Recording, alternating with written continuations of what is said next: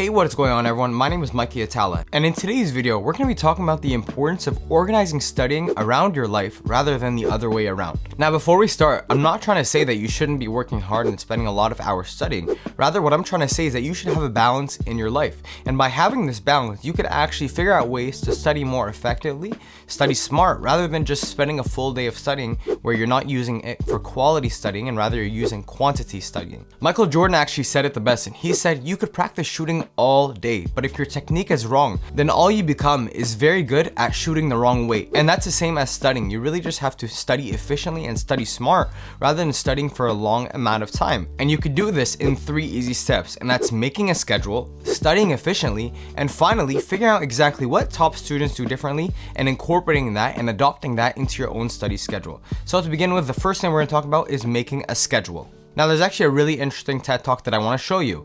Let's look at the second skill.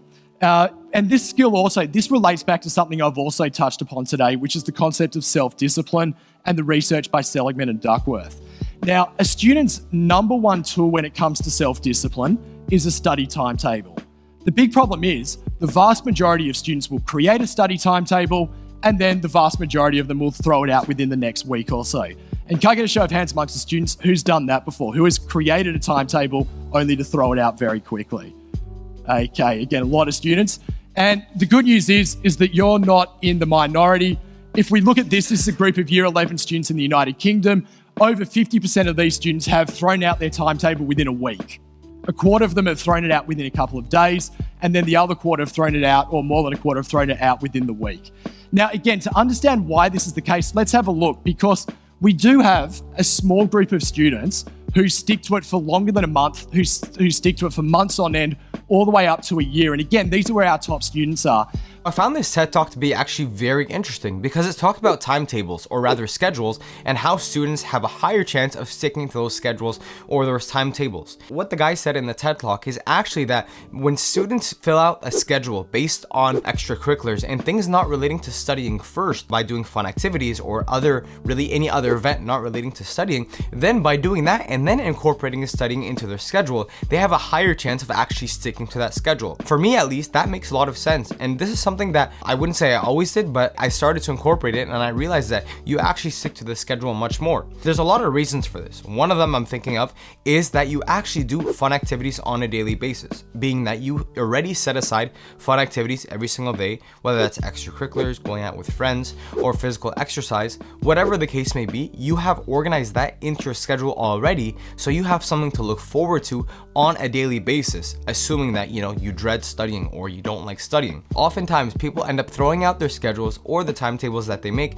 because they don't end up sticking to it, and that's because usually they don't like their schedule. However, if you start off by making your schedule with the fun activities, whether that's extracurriculars or physical exercise or even going out with friends or even some downtime where you're just chilling, by doing that you actually have a higher chance of sticking to that schedule because you want to do that fun activity. Something that I always did when I was in school is I never studied at night. Basically, I would stop studying at 7 or 8 p.m. and the rest of the night I would be off.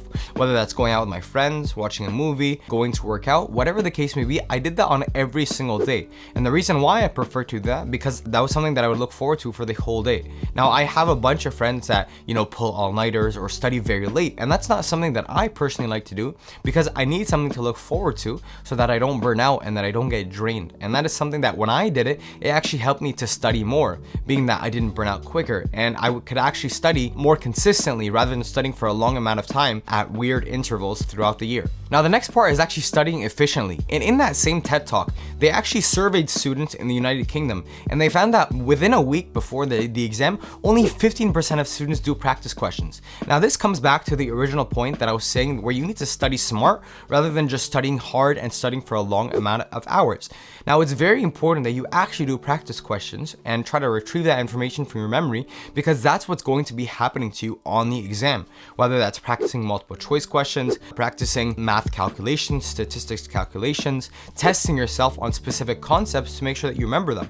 This type of practice is actually what evidence has proved to be the most effective way of studying, rather than rereading and highlighting and summarizing your notes. That's something that actually a lot of students do, where they summarize already made notes, and this actually, it feels like they're studying, right? Because they're summarizing, they're creating short snippets of each lecture. However, by doing this, it's actually a waste of time. And what would be better is creating questions for yourself or using already pre-made questions, especially in that week before the exam, to make sure that you perform as well as possible on your actual exam and you do as well as possible. Finally, we'll be talking about what top students do differently. Again, they discuss this in the TED Talk.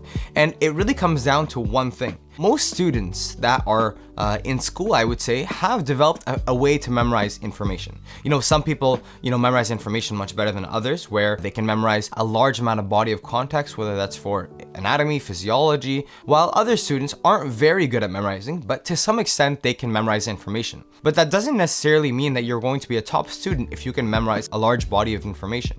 What actually differentiates a top student based on this TED Talk, which does make sense, is that top students can actually not only memorize the information, but apply that information to exams or to new information presented them.